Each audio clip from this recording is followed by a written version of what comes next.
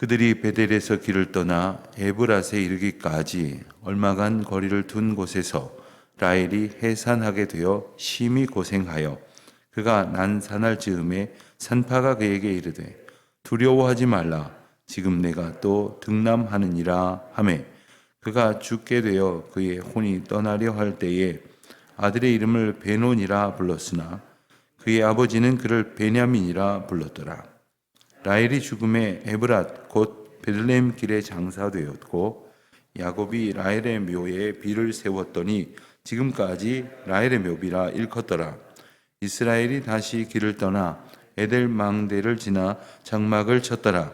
이스라엘이 그 땅에 거주할 때에 르우벤이 가서 그 아버지의 첩 빌하와 동침하매 이스라엘이 이를 들었더라. 야곱의 아들은 12이라. 레아의 아들들은 야곱의 장자 르우벤과 그 다음 시몬과 레위와 유다와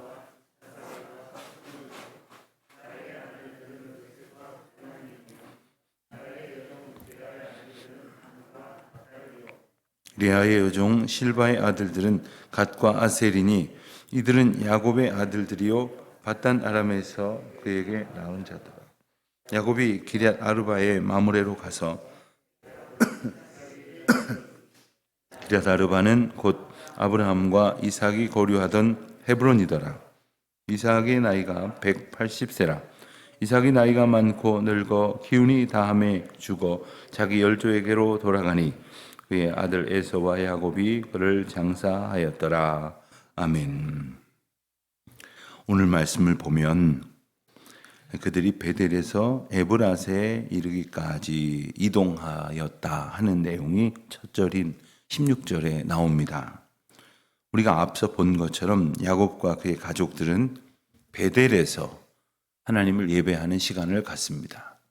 이 베델은 야곱이 이제 고향 땅을 떠나서 하란으로 알지 못하는 길을 가는 어느 날 밤에 하나님께서 그의 꿈에 나타나 주시고 그에게 말씀하시고 그에게 약속하여 주셨던 감격적인 일이 있었던 장소였습니다.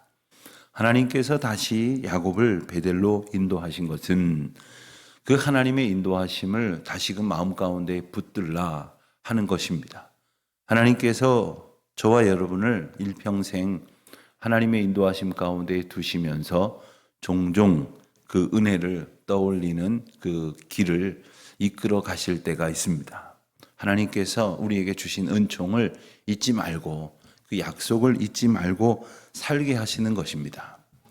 우리가 믿는다고 할 때 구체적으로 여러 가지 믿음의 어떤 주제들을 고백할 수 있겠습니다만은 그 가운데 아주 중요한 것 중에 하나는 바로 하나님께서 우리에게 주신 약속, 그 언약을 믿는 것입니다. 그 언약을 믿음으로 오늘 우리의 삶이 언약에 기초하는 것이 온전한 믿음 생활입니다. 여러분, 우리가 뭐를 먹으면 몸에 좋다 혹은 뭐 먹으면 몸에 상한다 이런 이야기를 들었을 때 고개를 끄덕이고 그리고는 제멋대로 아무거나 먹고 또 아무거나 먹지 또 않는다고 하면 그 말이 우리와 상관이 없겠지만 그 말을 받아들여서 믿으면 그것이 일러준 대로 먹으라는 것을 먹음으로 건강을 도모하고 또 먹지 말라는 것을 피하려고 할 것입니다. 마찬가지입니다. 우리가 하나님의 은혜의 말씀을 듣고 그 말씀이 특별히 우리에게 약속하시는 바가 있습니다. 그러니 그 약속하시는 바를 마음에 새기고 그 약속하시는 바를 기억하면서 살고자 할 때 하나님께서 주신 약속의 은혜를 오늘 다시금 얻으며 누리며 살게 되는 것입니다. 그러니 우리가 말씀을 읽어야 하는 겁니다. 약속이 구체적으로 어떻게 주어졌는지 그리고 오늘 우리에게 그 약속이 어떻게 또 새로워지고 있는지 말씀을 통해서 우리가 알아가게 되는 것입니다. 하나님께서는 그 감격을 다시금 회복시키시려고 야곱과 뿐만 아니라 야곱의 아들들을 베델에 인도하셔서 그들이 하나님 만나고 예배를 드리고 말씀을 다시 받는 귀한 시간을 갖게 되었습니다. 그리고 나서 오늘 말씀에 보는 대로 그 베델에서 길을 떠났습니다. 에브랏에 이르기까지 얼마간 거리를 둔 곳이라고 오늘 말씀에 배경이 되는 장소가 소개가 됩니다. 이 에브랏은 베들레헴이라 이렇게 불려지는 곳이기도 합니다. 이 베델에서 남쪽으로 약 20km 정도 떨어진 곳에 위치하고 있다고 볼 수가 있는데, 거기에 이제 다다르기 얼마 전에 라헬이 이제 해산을 하느라 고생하고 있는 이야기가 나옵니다. 아마도 이 야곱 일가에 아기가 태어나는 일이 처음이 아니었기 때문에 아마도 노중에서 산고를 겪을 수도 있다고 하는 생각을 했더라면 서둘러서 떠났거나 아니면 떠나는 것을 지체했을 것이겠으나, 이와 같은 상황이 벌어진 것을 보면 아마도 기한이 다 차지 않았으나 이렇게 산통을 겪기 시작했을 것이라고 이렇게 보여지기도 합니다. 그가 난산할 즈음에 17절을 보니까 산파가 격려를 합니다. 두려워하지 말라. 네가 또 등남을 하느니라. 아들을 낳을 것이니 걱정하지 말고 용기를 가져라 라고 말하는 것을 보면 그 당시에 이 어떤 아들을 기다리는 남하 선호 사상이 또 그들 가운데 또 있었던 모양인 것 같습니다. 자, 그렇게 격려를 하게 되어지는데 결국 이 라헬은 둘째 아들인 이 베냐민을 낳으면서 결국 목숨을 잃게 됩니다. 그 아들을 낳는 과정에서 기진하여서 그가 죽음을 맞게 되어지는데 그 장면이 이렇게 묘사가 됩니다. 오늘 말씀에 보면 결국 그가 노중에서 목숨을 잃게 되었을 때에 19절 이하에 보면 라헬이 베들레헴 길에 장사되었다 했습니다. 그리고 라헬의 묘를 야곱이 세워서 그곳이 지금까지도 라헬의 묘입니다. 이렇게 일컬어진다 했습니다. 그리고 다시 그 길을 떠났다 하는 겁니다. 이 간단한 장면의 사건이지만 우리가 좀 생각을 해봐야 될 것이 있습니다. 라헬은 야곱의 인생에 있어서는 아주 중요한 인물 중에 한 사람이 아닙니까? 근데 그 라헬의 묘비를 이렇듯 너무나 가볍게 보여질 정도로 이렇게 묘비를 세우고 그냥 이내 그 길을 떠나게 되었던 장면에서 우리가 무엇을 발견할 수 있을까? 라헬이 여인이어서 이렇게 허술하게 대우를 받았을까? 그렇지 않을 것입니다. 우리가 아는 대로 아브라함은 헤브론에다가 막벨라 굴이라고 하는 가족 묘지를 쓸 굴을 하나 샀습니다. 그리고 그 값을 제대로 그보다 훨씬 더 비싸게 치루어서 아브라함의 가족 묘로 사용하고 있었습니다. 그래서 아브라함의 아내인 사라도 또 이 며느리이자 아들 이삭의 아내인 리브가도 그 무덤에 묻히게 되었습니다. 심지어는 이 야곱의 첫 부인이라고 해야 되겠죠. 라헬의 언니인 레아도 거기에 나중에 묻히게 됩니다. 그러니 라헬이 여성이라는 이유로 묘를 쓰지 못했다는 말은 그건 모르고 하는 소리고, 그렇다면 지금 있는 노중에서 너무 멀리 떠나왔기 때문에 그 묘에다가 들이지 않았던 것일까? 이 거리상으로 측정을 해보면 막벨라 굴은 현재의 위치로 추정되는 지역에서 약 17km 정도 떨어져 있다고 합니다. 그러니 얼마든지 이동할 수 있었을 것이니 그 이유도 아니었다고 추정할 수가 있겠습니다. 그럼 뭐였을까?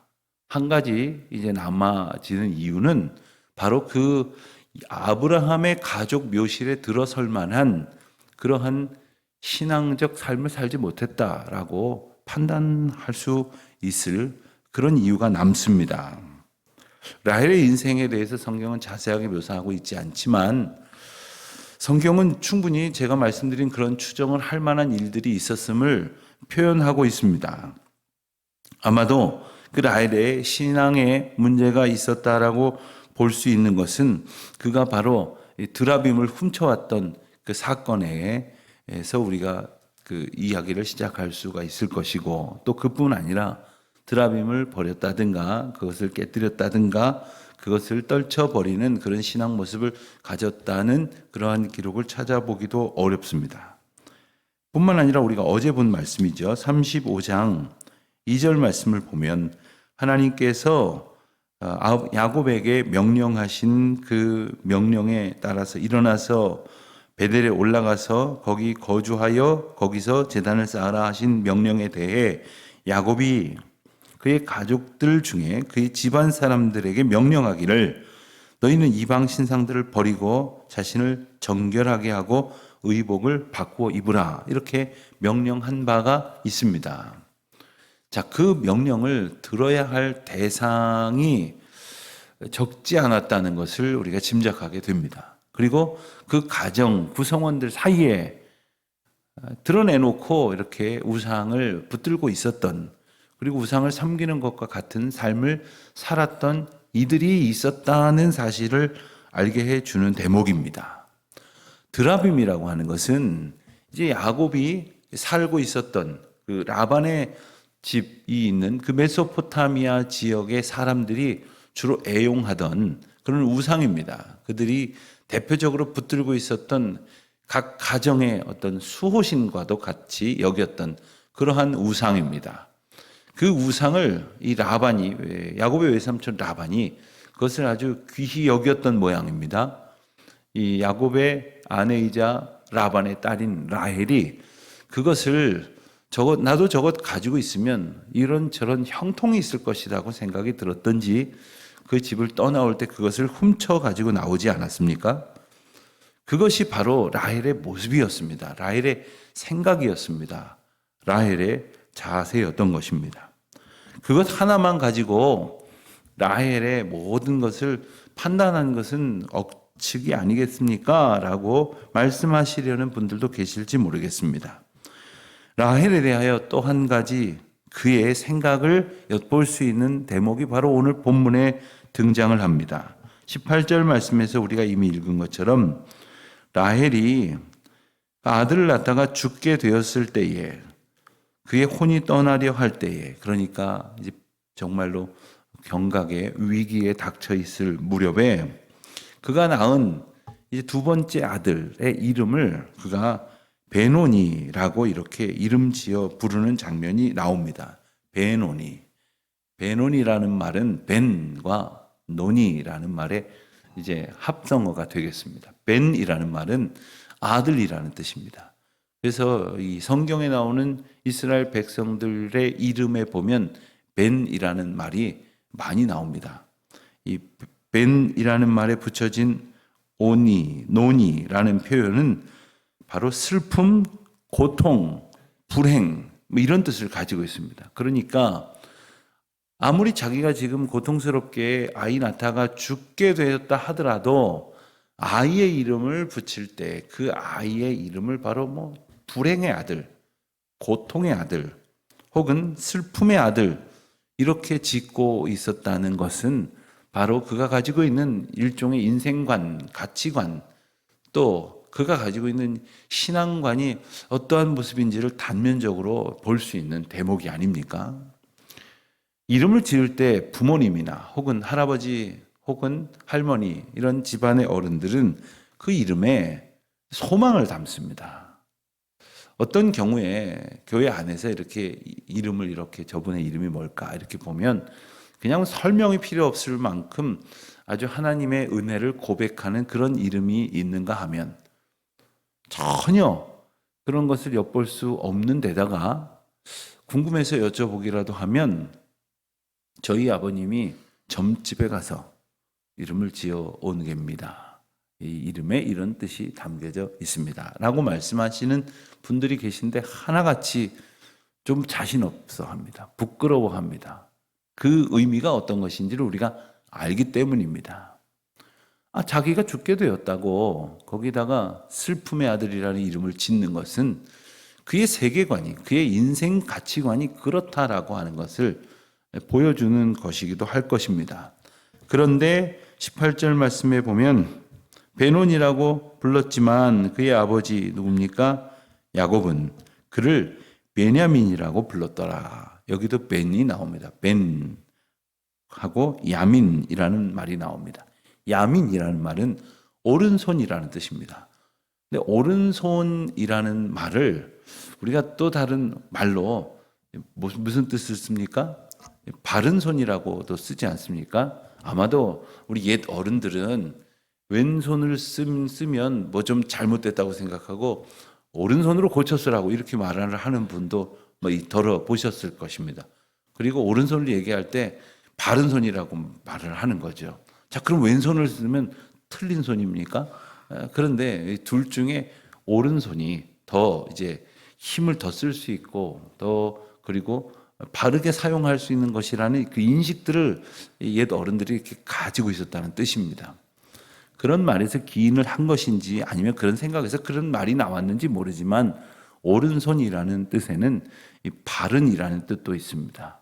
그러니까 오른손이 바른손이라는 얘기가 아니라 그 뜻으로도 함께 사용했던 단어다라는 말입니다. 그러니까 다시 말하면 오른손의 아들, 즉 바른 길로 걸어가는 아들이라는 그런 소망을 담은 이름을 야곱이 지었다는 거죠. 아버지의 생각과 어머니의 생각을 통해서 그들이 어떤 그 세계관을 가지고 살았을지를 조금은 이제 엿볼 수 있는 모습입니다. 때로는 우리가 슬픔에 빠질 때가 있어요. 내가 아픔을 겪을 때가 있어요. 내가 괴로움을 겪을 때가 있어요. 한 번은 제가 뭐 최근에 있는 일이 아니고 오래전에 한 번은 몸이 안 좋아서 이제 좀 새벽기도 단상에서 이렇게 좀 굉장히 목소리도 안 좋고 아주 힘들어 보였나 봅니다. 어떤 분이 제게 목사님 오늘 좀 편찮으셨습니까? 그랬어요. 예, 오늘 아침에 좀 많이 힘들었습니다. 했더니 그분이 말씀하시기를 제 나이가 돼 보십시오. 그분의 나이를 지금 이야기하지는 않겠습니다. 제 나이가 돼 보십시오. 아침에 일어나서 한두 군데 불편한 데가 없으면 이상합니다. 그러면 아닌데 오늘 어디가 분명히 안 좋아야 되는데 오늘 어디가 아파야 바를 텐데 하는 생각이 들기도 합니다.